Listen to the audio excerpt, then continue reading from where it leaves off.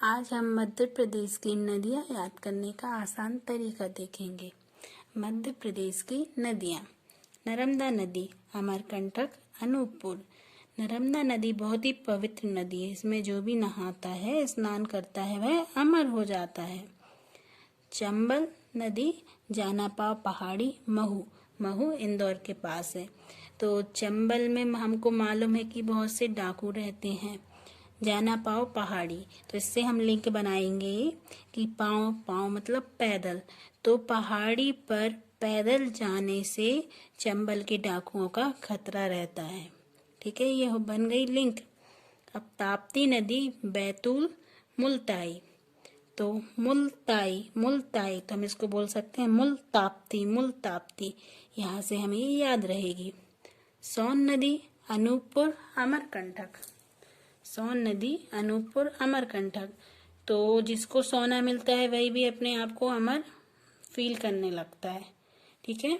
बेतवा नदी, रायसेन, कुमारगांव। तवा कौन बनाता है? कुमार बनाता है।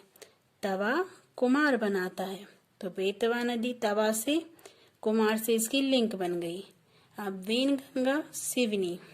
वेनगंगा, सिवनी। तो सिवनी बेन पर्स भूल गई। तो सिवनी बेन पर्स भूल गई। ओके, इससे ये लिंक बन गई।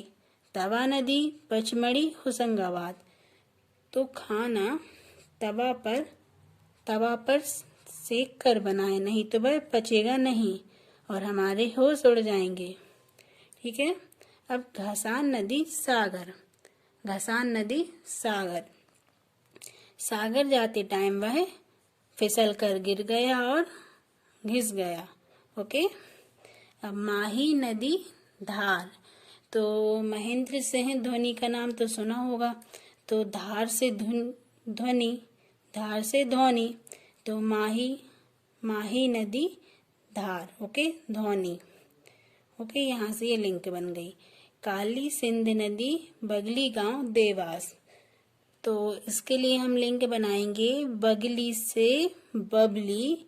बबली के हाथ काले हो गए, इसलिए वह वॉश करने चली गई। बबली के हाथ काले हो गए, इसलिए वह वॉश करने चली गई। सिंध नदी, विदिशा। तो इससे होगा सिंध नदी, विदिशा। तो एक चीज सुना होगा आपने, सिंध